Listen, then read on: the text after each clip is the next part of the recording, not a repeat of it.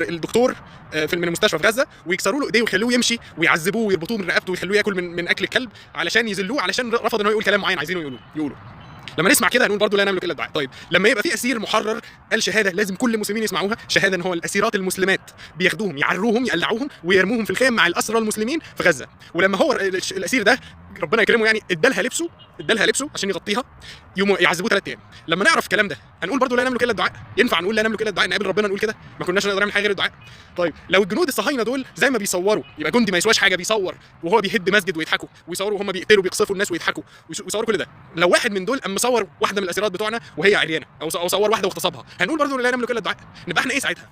نبقى احنا ايه كرجاله كمسلمين؟ نبقى احنا ايه لو فضلنا نقول لا نملك الا الدعاء؟ دلوقتي احنا نقدر نعمل ايه؟ ايه الحاجه اللي نقدر نعملها؟ الاجابه دي ابو عبيده قالها في خطاب ال100 يوم. في خطاب ال100 يوم في اخر دقيقتين طلب من ال2 مليار مسلم يملوا المساجد في صلاه القيام والقنوت، والناس فعلا ملت المساجد في الاردن، شفنا كده، بس ما حصلتش في مصر لان ممنوع اصلا القيام والقنوت والمساجد بتقفل، والناس ما خدتش بالها من الرساله دي. نتنياهو قال للجيش الاسرائيلي الصهيوني، قال لهم عايزين ينهوا الاجتياح البري في رفح وينهوا الحرب ويخلصوا الاباده، يكملوا الاباده على اهلنا في غزه قبل رمضان. دي حاجه مشتركه بين ابو عبيده وبين المقاومه وبين نتنياهو. ليه قبل رمضان؟ لان في رمضان المساجد بتتملي، في رمضان المسلمين بيرجعوا لدينهم، لو حتى كل الناس بترجع لدينها في رمضان وبيملوا مساجد ونبقى اقوياء. نتنياهو خايف ان هو يعمل كده وقت ما المسلمين مجتمعين في المساجد. ابو عبيده طلب من المسلمين يجتمعوا في المساجد. دلوقتي في صلاه روحوا اي صلاه، حتى اسهل صلاه العشاء اللي هو كل الناس فاضيه، كل الناس خلصت شغل، روحوا اي صلاه تلاقي بالكتير صفين، يعني انا دلوقتي كنت بصلي العشاء صف ونص، ده بالكتير. طيب لو احنا بقى دلوقتي بنقول احنا مش عارفين نعمل ايه ولا نملك الا الدعاء، وما استجبناش لابو عبيده وما استجبناش للدعوه اللي هم الناس اللي استنصرونا في الدين وقالوا لنا املوا المساجد، لو احنا ما عملناش كده عشان يبان ان احنا لينا وزن، امال هنعمل ايه؟ اللي بيدعموا الصهاينه واللي عندهم دياثه مش فارق معاهم اللي بيحصل في ستاتنا في غزه، مالين ستاربكس ومالين ماكدونالدز ومالين الاماكن اللي بتدعم الصهاينه، الاماكن اللي معلنه ان هي فلوسها بتروح تدعم الصهاينه. المسلمين بقى اللي غيرانين على اهلنا في غزه واللي متضايقين بيروحوا فين؟ بنروح فين؟ بنتجمع فين؟ مش احنا ملناش مكان نتجمع فيه، لكن ممكن نتجمع في الجوامع وبامان، مفيش اي خطوره ان احنا نروح نصلي في الجوامع، وهيبان ان المساجد اللي كان فيها صف او صفين بقى فيها المسجد كله مليان، هيبان وزننا، وهيبان ان هو خايف منه نتنياهو ان احنا نتجمع في رمضان وخايف ان هو يعمل كده، وهم دلوقتي بيجسوا نبض الشوارع في البلاد المسلمه، هيبان ان احنا ملينا المساجد، هيبان ان احنا صلاه الغائب الممنوعه هنفرضها، نروح نقول عايزين نصلي صلاه غائب كل يوم، يبقى في شهيد هنصلي صلاه غائب في كل فرض نقدر عليه. نملى المساجد، دي حاجه يعملها كل اي حد يقدر يعملها، رجاله وستات واطفال وكله، حتى لو واحد على كرسي، كلنا نقدر نعمل كده، كلنا نقدر نملى المساجد. لما حد يجي يقول لك انا هربي اولادي، انا لا املك الا الدعاء، يعرف الكلام ده، لا يملك الا الدعاء، وانا هربي اولادي على ان هم الدين وكده، كل واحد يخلي باله من نفسه ويدرس الدين ويصلي، كلنا ندعي وخلاص. لا، انت ربي اولادك ان انت خدتهم المسجد واولادك راحوا معاك المسجد مالوه عشان بيكتروا سواد المسلمين وبنكتر قوتنا، وربهم هم صغيرين بينصروا الاسلام.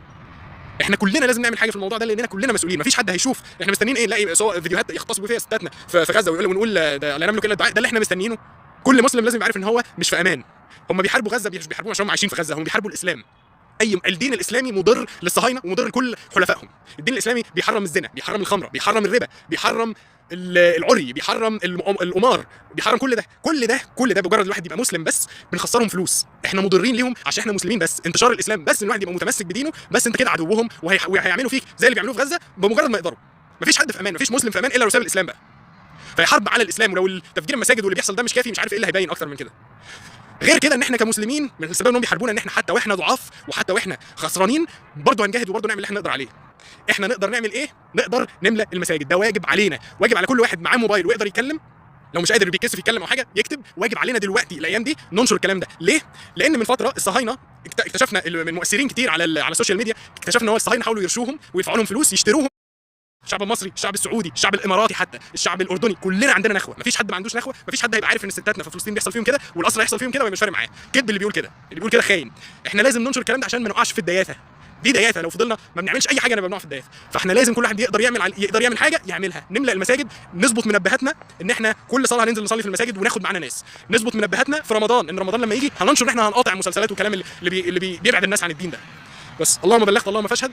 الرسول سيدنا محمد عليه الصلاه والسلام كان في حديث انا مش فاكره دلوقتي، بس الحديث بيقول ان لو اجتمعت الانس والجن وكل الناس عشان يضرونا بشيء مش هيضرونا بشيء ربنا ما كتبوش علينا، ولو اجتمع الانس والجن عشان يفيدونا بشيء مش هيفيدونا بشيء ربنا ما كتبوش لينا. ان تنصروا الله ينصركم، ان تنصروا الله ينصركم. فننشر الكلام ده، واهلنا في غزه لو حد سمع الكلام ده احنا حاسين بيكم، ادعوا لنا ان احنا نبقى زيكم ونبقى في ايمانكم، وادعوا على كل متخاذل وكل واحد مش فارق معاه وكل واحد مش مقاطع، ادعوا عليه ربنا ينتقم منه. السلام عليكم ورحمه الله.